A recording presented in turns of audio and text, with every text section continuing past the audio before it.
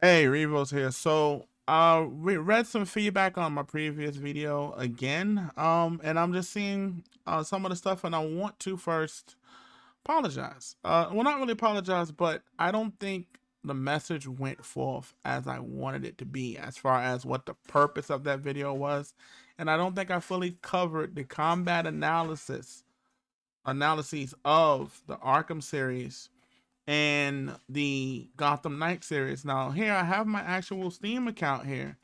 You can see I did play Gotham City Origins, Arkham City, sorry. These two are killing me. I'm sorry. This is Gotham and Arkham, and they both in Gotham. It's killing me. You can see I did play a lot of Arkham Origins. I just love the Deathstroke fight. I didn't, as I said in the earlier video, I didn't get a chance to play Arkham Knight.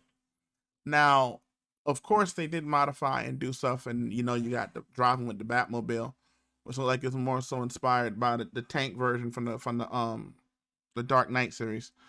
That's neither here nor there. But I am familiar with the Batman series, the Arkham series, and I wasn't poo-pooing on the Arkham series. I loved the Arkham Origins. I loved Arkham City. And the one thing that Arkham City really captures is that power feeling, that power fantasy. You are Batman. You have all the gadgets. You know that crack of lightning when you hit those power shots. Really bringing it home that you're stalking them. And I also know that the Predator system. I wasn't poo pooing on the Predator system either. I actually do like the Predator system. It just more so it would seem like I was just trying to see and more so bring about why comparing the games on a foundational level wouldn't work, and showing that they did keep stuff like the fear system and the several other elements in the game to trying to give it home. But it just seems like a lot of people just wanted, as I've said before, they wanted a Batman game. The first thing a lot of people say, you look at comments, you look at things that said, is I wish we could have played as Batman. I wish Batman would have lived. I wish you could have played the intro as Batman. They really just wanted a Batman game, put in the Batman systems. I think Rocksteady's fighting system, as powerful as it is, I think it works for in the game that Rocksteady envisioned when they made this game. And what WB Montreal, for good or bad, it works more so on an RPG level. I don't think you would feel the power of Batman if it was an RPG, because what's going to happen is the mobs are going to scale up to him. That's why you never fully feel the power, because as you play, the mobs scale up with you like any RPG. And then it just comes to the end game and min-maxing, getting the legendary gear to push you to where you really bring out whatever build you have for that character. So I don't even think if you took the core essence of the fighting system in Arkham Knight, I don't think it would fit in Gotham Knights. Because if you look at Gotham Knights, even from a story perspective, it's more of a coming of age story. There's much more cutscenes of them doubting themselves, them not sure if they can do it. Jason, aka Red Hood, he's on the fence about if this is even for him, and he wants to do it his way. Him being kind of isolated from the group. Robin is so hooked on being Batman, he refers to himself as this Batman, and it's time for this bat to grow wings, and he's Robin. He's named after a bird. And so it kind of works a little bit better for them to scale up and to take on their own perspective of what it means for them to be their version of Batman. And I do see that if you look at it, each of them have their own piece of Batman in them. Robin is more stealth. Batgirl is basically Batman with boobs, right? She has the glide. She has his beat down. She's Batman with breasts. So Nightwing, he plays more into his acrobatics. But he has more of that high fly bouncy. He can also, him and Barbara can bounce around like Batman.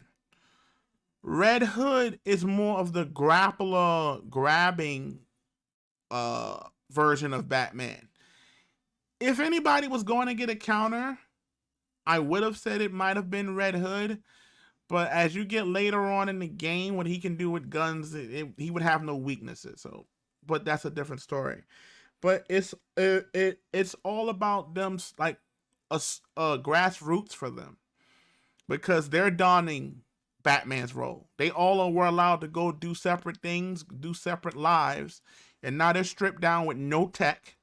Which looking at it from a story perspective, it makes sense why they don't have the tech that Batman has, because the Batcave was destroyed. And they're growing into their powers, which is done by how you build them. I love both systems. Um, I'm really gonna try and get some time here to play Arkham Knight, but always when it comes to gaming, the end of the year is crazy. We got God of War Ragnarok less than a week away. I'm gonna cover some of that stuff soon. But as far as I really love Gotham Knights, I like what they did with it. It's gonna be kind of, I think it's more so if they would have did this with a Superman or some other DC heroes like Hawkman, people would be more susceptible to it. As I've said before, there can be a slight disconnect when it comes to RPGs. That's why Marvel got away with it with Avengers, but then it sucked.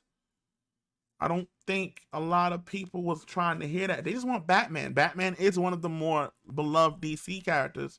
But as Rocksteady and WB Montreal said, they're not doing a Batman game anymore, unfortunately, unless people press them by trying to bomb this game and saying not. And I just think this game is a really good game. Its own standalone version.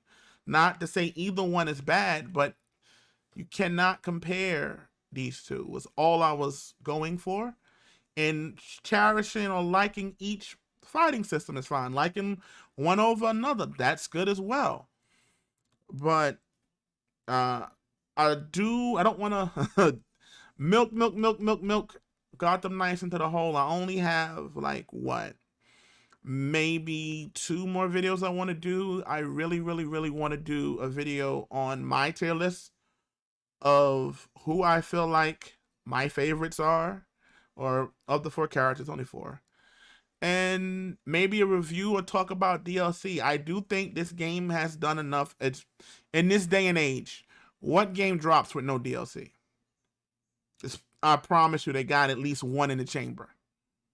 That's just facts. The only thing that's holding up this is, for those that has played Gotham Knights, you have to go through several things to unlock all of their moves. For Barbara, and I just tonight I just unlocked Nightwing's spin dance, break dance move. And for some reason, for Barbara and Robin, Quarter Owls is always hiding. I can never get those 2 to come out to get their last momentums, because I struggled with Robin until I got the breakdance move. So I just want to have all their moves and deal with them in totality. And like I said, I got like 2 more videos that I might do on Gotham Knights, and then we're gonna be preparing for Ragnarok coming out next week, I believe. I do thank you, my new subscribers.